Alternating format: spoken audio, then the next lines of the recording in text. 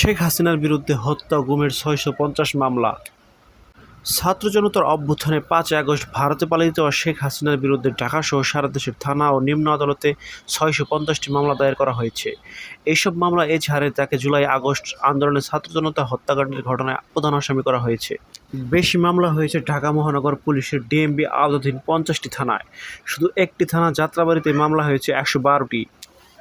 এছাড়া ঢাকার মোহাম্মদপুর, মিরপুর, ধানমন্ডি, ওয়ারী, চকবাজার, উত্তরা পশ্চিম, উত্তরা পূর্ব, শাহবাগ থানায় ১৮৯টির বেশি মামলা দায়ের করা হয়েছে। ঢাকার ৫০টি থানায় তার নামে মোট ৩৮৮টি মামলা দায়ের করা হয়েছে। মামলাগুলোর এজাহার পর্যালোচনা করে দেখা গেছে, মামলার ১ নম্বর আসামি পতিত প্রধানমন্ত্রী ও আওয়ামী লীগের সভানেত্রী শেখ হাসিনা। এবার মামলার আসামিদের সংখ্যা স্থানীয় এমপি, ওয়ার্ড কাউন্সিলর, আওয়ামী লীগের শীর্ষ নেতা, কিছু পুলিশ সদস্যদের ঊর্ধ্বতন কর্মকর্তার নাম উল্লেখ রয়েছে। আবার কোনো মামলা এজাহারে হেলমেট বাহিনীর নাম উল্লেখ করা হয়েছে। অধিকাংশ হামলার বাদী হয়েছেন ভিকটিম। আবার কেউ সংক্ষুব্ধ হয়ে ঘটনা উল্লেখ করে মামলা দায়ের করেছেন। তবে যারা সংক্ষুব্ধ হয়ে মামলা দায়ের করেছেন, সেসব বাদী ঘটনাস্থলে যে ব্যক্তি নিহত হয়েছেন তার নাম উল্লেখ করে মামলা দায়ের করেছেন। এসব মামলার তদন্ত লক্ষ্য করা গেছে ধীরগতি। ওইসব মামলা হওয়া ৬ মাস পার হয়ে গেলেও তদন্তের জট খুলছে না। এজন্য পুলিশ সদর দপ্তর থেকে ৬৪ জেলার এসপিদের চিঠি দেওয়া হয়েছে।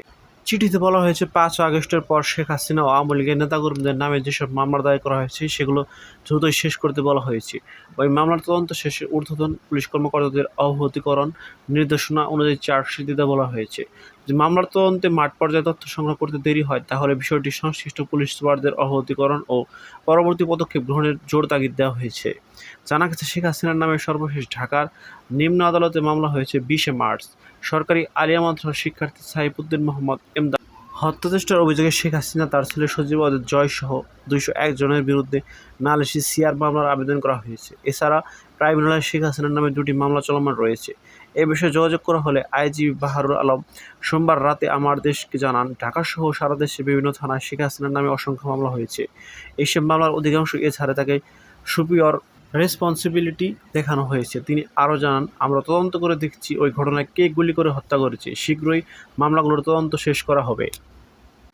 ডিএমপির ডোমরা জেনের এসি নাসির উদ্দিন জানান, প্রায় শতাধিক মামলা হয়েছে। মামলাগুলোর প্রধান আসামি হচ্ছেন শেখ হাসিনা।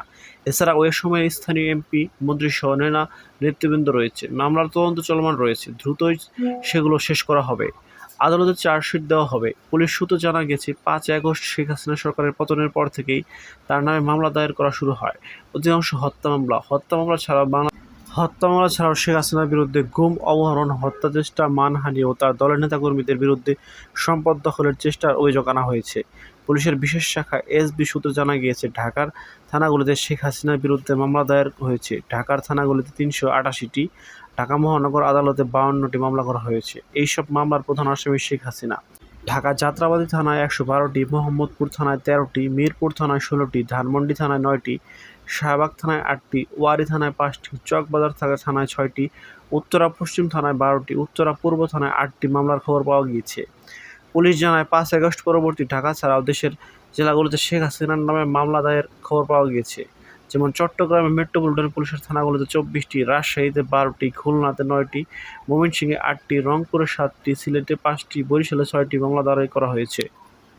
পুলিশ জানায়, শেখ হাসিনার নামে মানিকগঞ্জে ২টি, রাজবাড়ীতে ৩টি, ফরিদপুরে ২টি, নারায়ণগঞ্জে ৯টি, কুমিল্লায় ৫টি, ফেনীতে ৬টি, লক্ষ্মীপুরে ৫টি, নোয়াখালীতে ৪টি, ভোলাতে ৩টি, গাজীপুরে 9টি, টাঙ্গাইলে 4টি, সিরাজগঞ্জ 2টি, অন্যান্য জেলায় আরও 4টি মামলা দায়ের করা হয়েছে। এছাড়া ঢাকার থানাগুলোতে শেখ হাসিনার ছোট বোন শেখ রেহানার বিরুদ্ধে 25টি, শেখ হাসিনার একমাত্র ছেলে সজীব ওয়াজেদের বিরুদ্ধে 19টি, শেখ হাসিনার মেয়ে সাইমা ওয়াজেদ পুতুলের বিরুদ্ধে 9টি মামলা খবর পাওয়া গিয়েছে।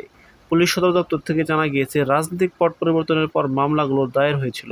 আন্দোলনের থানাগুলোতে ক্ষতিগ্রস্ত, পুলিশ সক্রিয় না থাকার কারণে তদন্ত প্রক্রিয়া ধীরগতি হয়েছে।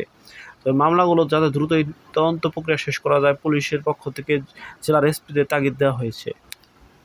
সূত্র জানায়, রাজনৈতিক পরিবর্তনের পর মামলাগুলো তদন্তকারী কর্মকর্তারা তদন্ত করতে ভয় পাচ্ছিলেন। তাদের মনে ভীতি জেগেছিল যে আবার যদি আওয়ামী লীগ সরকারের ব্যাক করে তাহলে তারা বিপদে পড়বে। তবে জেলার এসপিদের পক্ষ থেকে তদন্তকারী কর্মকর্তাদের অভয় দিয়েছেন যে তাদের তদন্তের দায়িত্বের সব ভার তারা বহন করবেন। পুলিশ জানায়, যাত্রাবাড়ী থানায় শেখ হাসিনার নামে বেশি মামলা হওয়ার কারণে হচ্ছে, যাত্রাবাড়ী মোড়, কদমতলী সাইনবোর্ড এলাকায় ব্যাপক হারে আন্দোলন গড়ে তোলা হচ্ছিল ছাত্র জনতা। সেখানে পুলিশ একাধিকবার ক্র্যাকডাউন চালালেও ছাত্র জনতাকে সেখান থেকে সরানো যায়নি। এতে ব্যাপক হারে ওই এলাকায় গুলিবর্ষণ করে। এতে শত শত আন্দোলনকারী নিহত হন। বেশি নিহতের ঘটনায় ভিকটিমের পরিবার যাত্রাবাড়ী থানায় মামলা দায়ের করেন।